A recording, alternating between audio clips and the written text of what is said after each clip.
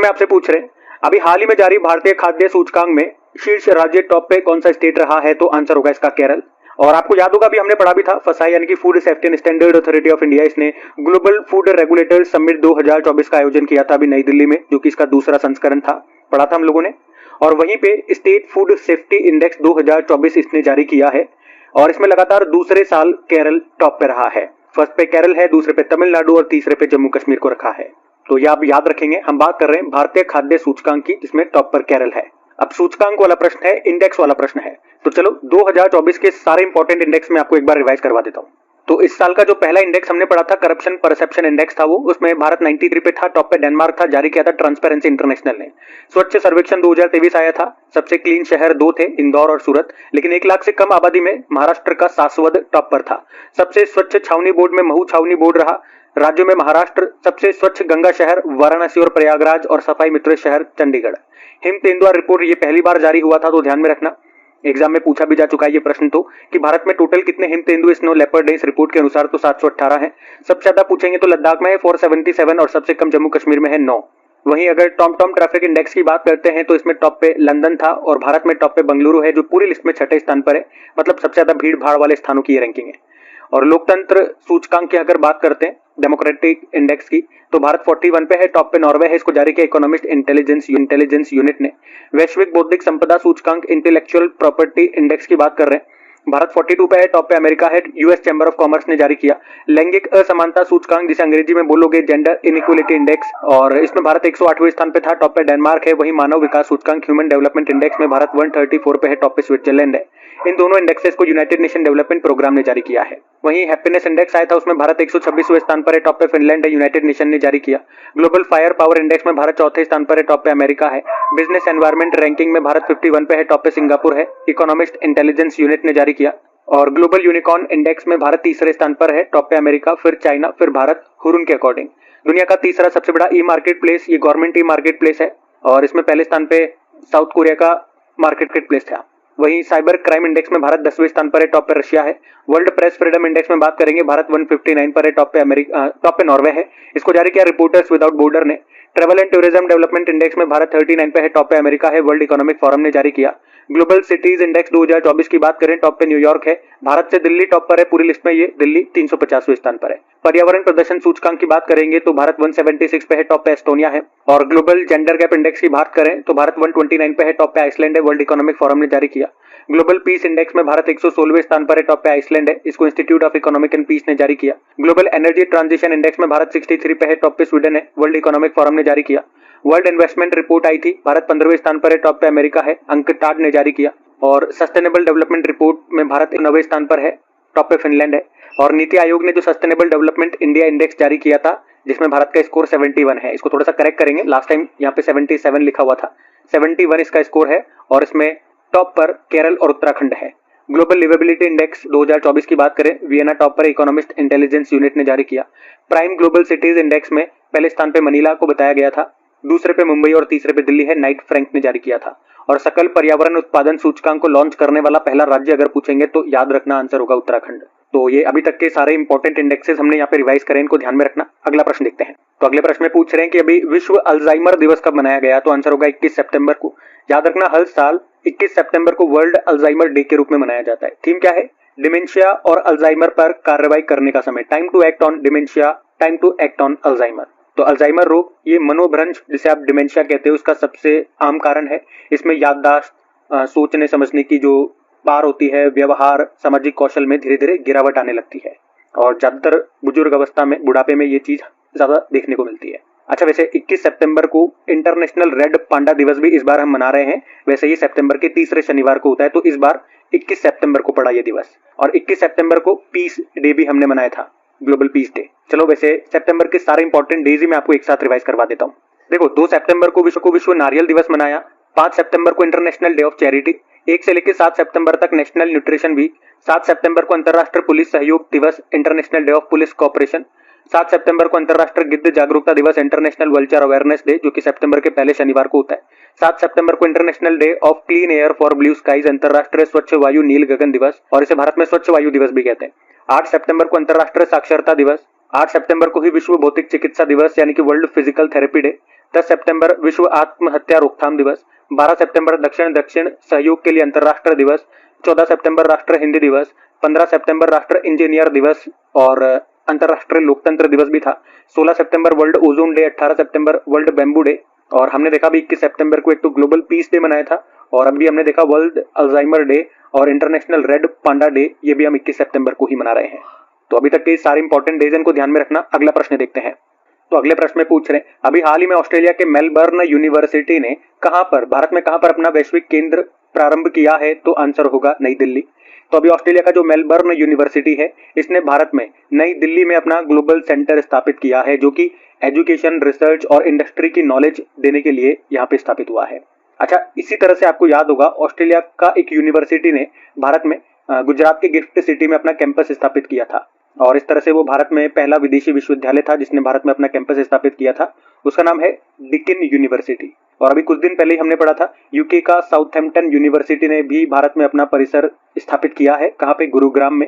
अच्छा, वैसे अगर मैं आपसे पूछूं कि आईआईटी जो मद्रास है हमारा, इसका पहला ऑफशोर कैंपस कहाँ पे स्थापित हुआ, यानी कि भारत के बाहर इसने अपना पहला कैंपस कहाँ पे स्थापित किया? तो अफ्रीका देश है तंजानिया, वहां पे। अब ये श्रीलंका में भी करेगा, ऐसी बातें आ रही हैं सामने। अच्छा, अभी आईआईटी दिल्ली ने भी अपना कैंपस कहाँ पे स्थापित किया? यूनाइटेड अरब अमीरात के अबू धाबी में। अच्छा, इनके अलावा कुछ और यूनिवर्सिटीज जो करंट अफेयर्स में रही वो मैं आपको रिवाइज कराऊं तो भारत का पहला वन विश्वविद्यालय फॉरेस्ट यूनिवर्सिटी ये खोला गया तेलंगाना में। भारत के बाहर पहला योग विश्वविद्यालय ये बना अमेरिका में स्वामी विवेकानंद जी के नाम पे। और पश्चिम बंगाल के शांति निकेतन में जो विश्व भारती विश्वविद्यालय है, इसे यूनेस्को ने अमूर्त स्मारक का टैग दिया था। एक्चुअली में ये दुनिया में पहली बार था जब किसी मूर्त स्मारक को ये टैग मिला हो, ये सम्मान मिला हो। और पीएम मोदी ने बिहार के राजगीर में नालंदा विश्वविद्यालय के नए परिसर का उद्घाटन किया गया था, करा था। और अलीगढ़ मुस्लिम यूनिवर्सिटी की पहली महिला वाइस चांसलर बनी नईमा खातून। और पूर्वी भारत का पहला दिव्यांग विश्वविद्यालय ये खुला झारखंड के रांची में। बाकी ये साउथहैम्पटन यूनिवर्सिटी के बारे में आपको बता ही चुका हूँ, तो ये सब ध्यान में रखना। अगला प्रश्न देखते हैं। फिर अगले प्रश्न में पूछ रहे हैं, अभी हाल ही में बेपी कोलंबो मिशन ने किस ग्रह के दक्षिणी ध्रुव की पहली बार फोटो ली है? तो आंसर होगा बुध ग्रह। तो मिशन का नाम है बेपी कोलंबो मिशन। इसको लॉन्च किया है यूरोपियन स्पेस एजेंसी और जाक्सा ने मिलकर के लॉन्च किया था इन्होंने 2018 में। किस ग्रह के लिए? बुध ग्रह के लिए, यानी कि मरकरी के लिए। और अभी ये यहाँ पे पहुंच गया और बुध के साउथ पोल की पहली तस्वीर इसने खींच ली है। और ये पहली बार है जब हमने बुध ग्रह के साउथ पोल की तस्वीर को देखा हो। इसके साउथ पोल में कई सारे क्रेटर यानी कि गड्ढे और शिखर ये दोनों दिखाई दे रहे हैं। इसकी तस्वीर भी मैं आपको दिखा रहा हूँ। देखो, ये जो बुध ग्रह है ना, जिसे आप मरकरी बोलते हो अंग्रेजी में, ये सूर्य के सबसे नजदीक वाला ग्रह है। सबसे छोटा ग्रह है ये साइज में, ये सबसे सूर्य के पास है। और जो दूसरे नंबर का है वो शुक्र है, विनस। ये सबसे गर्म ग्रह है, जिसे इवनिंग स्टार या मॉर्निंग स्टार भी कहा जाता है। और तीसरे स्थान पे पृथ्वी आती है। विनस को यानी कि शुक्र को पृथ्वी की जुड़वा बहन भी कहा जाता है। अच्छा, यहाँ पे कुछ इंपॉर्टेंट मिशन मैं आपको रिवाइज कराऊंगा, क्योंकि इसको लॉन्च किया यूरोपियन स्पेस एजेंसी और जाक्सा ने। जाक्सा याद रखना ये जापान का स्पेस एजेंसी है। तो इन दोनों से संबंधित कुछ मिशन हमने पढ़े हैं करंट अफेयर्स में, वो कुछ एक में इंपॉर्टेंट आपको यहाँ रिवाइज कराता हूँ। अच्छा, पहले तो इसका उत्तर दो, पेस मिशन किसने लॉन्च किया था? नासा ने इसको लॉन्च किया था महासागरों और वायुमंडल की स्टडी के लिए। बाकी यूरोपियन स्पेस एजेंसी इसने जूस मिशन लॉन्च किया था बृहस्पति यानी कि जुपिटर के चंद्रमाओं पर जीवन की खोज के लिए। यूरोपियन स्पेस एजेंसी ने ही यूक्लिड स्पेस टेलीस्कोप को लॉन्च किया था सोलर सिस्टम बॉडीज का निरीक्षण करने के लिए। और यूरोपियन स्पेस एजेंसी ने कहा कि वो 2030 तक एनविजन मिशन को लॉन्च करेगा शुक्र ग्रह यानी कि वीनस का अध्ययन करने के लिए। इसी तरह से जाक्सा जो जापान का स्पेस एजेंसी है और नासा जो कि अमेरिका का स्पेस एजेंसी है, ये दोनों मिलकर के दुनिया का पहला वुडन सैटेलाइट लॉन्च करेंगे, लकड़ी से बना सैटेलाइट लॉन्च करेंगे। और जाक्सा आपको याद है चांद पे पहुंचने वाला 5वां देश बना था। और उसके मून मिशन का नाम क्या था? स्लिम मिशन या फिर मून स्नाइपर मिशन। लेकिन अभी इससे इसका कॉन्टेक्ट समाप्त हो गया, तो इसने ये ऑपरेशन बंद कर दिया और इसने कहा कि अब ये एक नया चंद्र मिशन लॉन्च करेंगे इस साल के एंड तक। उसका नाम होगा हाकुटो R2 मिशन। फॉल्कन 9 रॉकेट से लॉन्च करेंगे ये। और भारत की स्पेस एजेंसी है इसरो। तो जाक्सा और इसरो ये मिलकर के चांद के लिए एक मिशन लॉन्च करेंगे, उसका नाम है लुपेक्स मिशन। तो ये सारे पॉइंट्स हम पढ़ चुके हैं ऑलरेडी, मैंने आपको एक साथ रिवाइज करा दिए, तो ध्यान में रखना। और हाँ, अगर आप में से कोई स्टूडेंट पहली बार क्रेक एग्जाम चैनल पे करंट अफेयर्स पढ़ रहे हैं तो आपको बता दूं, पहले तो ये बता दूं कि इनका पीडीएफ मिल जाएगा आपको। पॉइंट्स हम पढ़ चुके हैं ऑलरेडी, मैंने आपको एक साथ रिवाइज करा दिए, तो ध्यान में रखना। और हाँ, अगर आप में से कोई स्टूडेंट पहली बार क्रेक एग्जाम चैनल पे करंट अफेयर्स पढ़ रहे हैं तो आपको बता दूं, पहले तो ये बता दूं कि इनका पीडीएफ मिल जाएगा आपको कहाँ पे। और ये जो एक्स्ट्रा रिवीजन मैं आपको करवा रहा हूँ, ये सारी शीट उसमें इंक्लूड होकर के मिल जाएगी बिल्कुल फ्री में अपने टेलीग्राम चैनल पे, जिसका लिंक नीचे डिस्क्रिप्शन बॉक्स में आपको मिल जाएगा। जैसे ही उस लिंक पे आप क्लिक करेंगे, डायरेक्ट कोई भी वीडियो अपलोड होगा या कोई भी बात मुझे बतानी होती है, मैं आप लोग शेयर जरूर करा। हाल ही में आईआईटी दिल्ली की सड़क सुरक्षा पर भारत स्थिति रिपोर्ट 2024 आई है, जिसके अनुसार सड़क दुर्घटना में मृत्यु दर वाला टॉप राज्य कौन सा है? तो आंसर होगा तमिलनाडु। तो हमने कहा अभी आईआईटी दिल्ली ने भारत सड़क सुरक्षा पर एक रिपोर्ट को जारी किया है। इस रिपोर्ट का नाम है भारत स्थिति रिपोर्ट 2024 और इसमें 2021 के डेटा है। इसमें बताया गया कि रोड एक्सीडेंट ये भारत में मृत्यु का 13वां सबसे बड़ा कारण है और रोड एक्सीडेंट में जो मृत्यु होती है उसमें तमिलनाडु टॉप पर है, दूसरे पे तेलंगाना है और तीसरे पे छत्तीसगढ़ है। सबसे कम रोड एक्सीडेंट में मृत्यु वाले राज्य में बात करोगे तो पश्चिम बंगाल और बिहार है। और इसमें यह भी बताया कि रोड एक्सीडेंट में सर्वाधिक मृत्यु ये जो ट्रक होते हैं उनके कारण होती है। तो ये आईआईटी दिल्ली की रिपोर्ट है, ये याद रखना।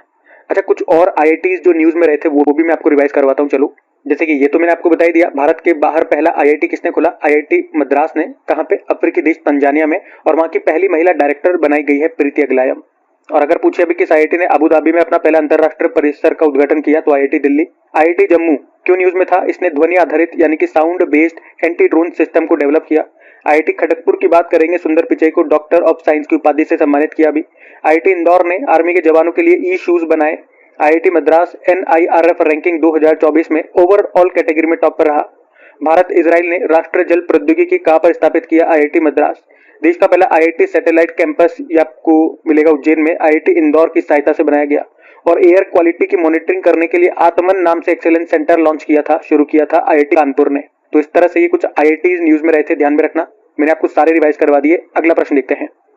तो अगले प्रश्न में पूछ रहे, अभी हाल ही में केंद्र सरकार ने किस अंतरराष्ट्रीय सीमा पर बाड़ लगाने के लिए 31,000 करोड़ रुपए का बजट जारी किया? तो आंसर होगा म्यांमार।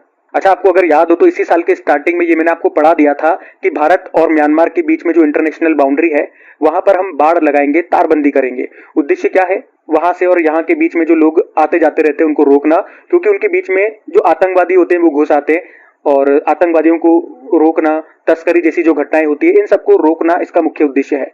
और अभी कैबिनेट ने भी इसकी मंजूरी दे दी है। इसके लिए 31,000 करोड़ रुपए का बजट को मंजूरी दे दी है, इतना रुपया खर्च होगा।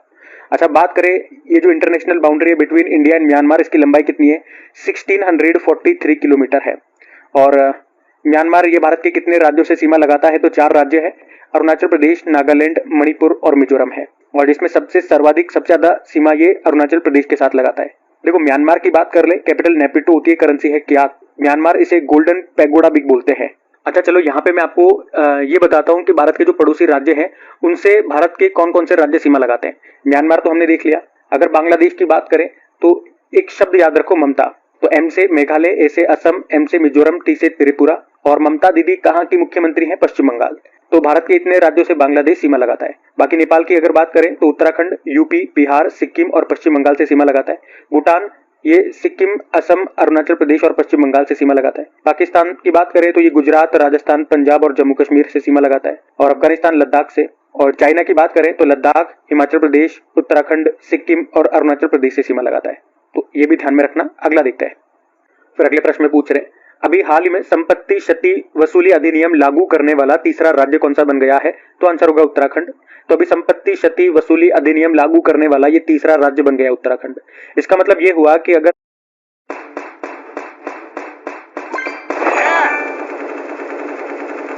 हड़ताल के दौरान अगर किसी भी संपत्ति को नुकसान पहुंचाया तो उस संपत्ति का हर्जाना आपसे वसूल किया जाएगा। और ये अधिनियम पारित कर दिया गया है उत्तराखंड ने। और ऐसा करने वाला ये भारत का तीसरा राज्य बन गया। इससे पहले ऐसा करने वाले 2 राज्य कौन कौन से हैं?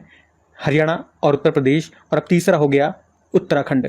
अब बात यहाँ पे उत्तराखंड की है, तो चलो आपको ले चलते हैं उत्तराखंड। ये रहा मैप में उत्तराखंड। देखो, उत्तराखंड की कैपिटल देहरादून है और यहाँ की ग्रीष्मकाल कैपिटल इसकी गैरसैंण भी है। मुख्यमंत्री पुष्कर सिंह धामी है और गवर्नर कौन है? गुरमीत सिंह। टेहरी डैम आपको यहाँ मिल जाएगा, भागीरथी नदी पर है। ये भारत का सबसे ऊंचा डैम है। और नेशनल पार्क्स की बात करें, जिम कॉर्बेट नेशनल पार्क है यहाँ पे, जो कि भारत का सबसे पुराना नेशनल पार्क है। अभी वैसे इसका नाम रामगंगा नदी जो इसमें से निकलती है उसके नाम पे रामगंगा नेशनल पार्क कर दिया। यहाँ पे आपको राजाजी टाइगर रिजर्व भी मिल जाएगा। फूल देवी त्यौहार यहाँ मनाया जाता है। मक्खन महोत्सव मनाया जाता है। मक्खन महोत्सव अंडूरी हरेला उत्सव यहाँ मनाया जाता है। यहाँ का राजकीय पशु अल्पाइन कस्तूरी मृग है। राजकीय पक्षी हिमालयन मोनाल है। राजकीय फूल ब्रह्म कमल है। और राजकीय मछली प्यूटीटर महसीर है। बाकी यहाँ के कुछ और करंट अफेयर्स के प्रश्न मैं आपको रिवाइज कराऊं तो मुख्यमंत्री सशक्त बहना उत्सव योजना शुरू हुई।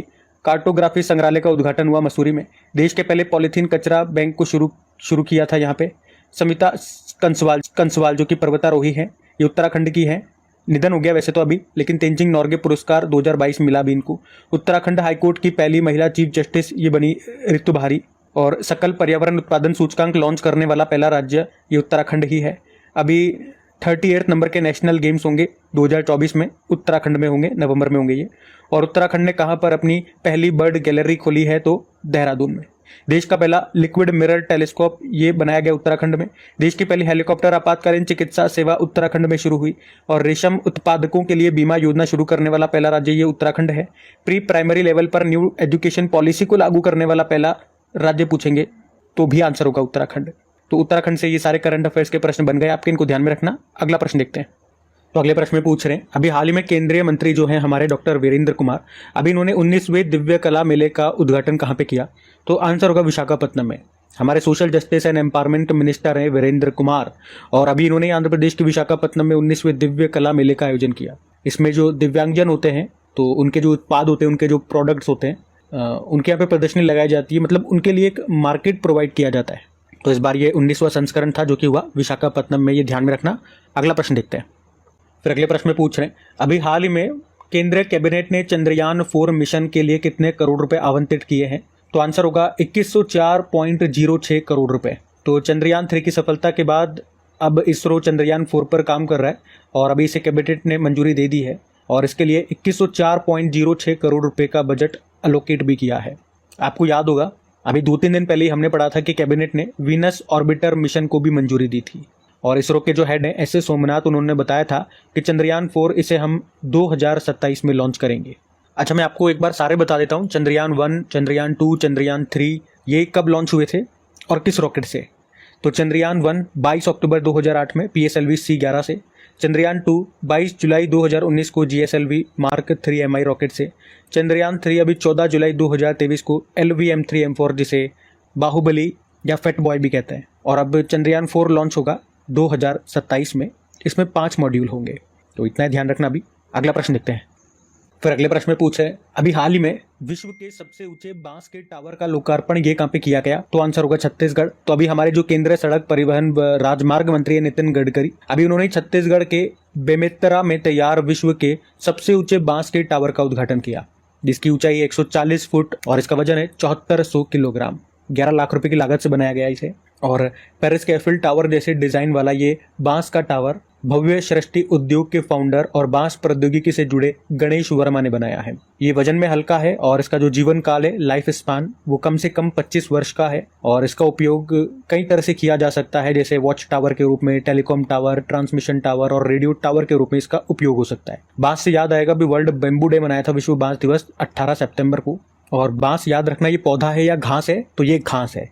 बांस के पौधे को ग्रीन गोल्ड भी कहा जाता है और बांस की लकड़ी गरीब की लकड़ी कहलाती है। उसके अलावा महाराष्ट्र में दुनिया का पहला बांस क्रैश बैरियर भी स्थापित किया गया था, जिसका नाम था बाहुबली। अच्छा, ये तो विश्व का सबसे ऊंचा बांस का टावर हो गया। अब आप लोगों के लिए एक सिंपल सा होमवर्क प्रश्न है कि अभी बापू टावर ये कहाँ पे स्थापित किया गया, कहाँ पे बनाया गया बापू टावर, आप बताएंगे। बाकी ये थी आज की हमारी करंट अफेयर्स की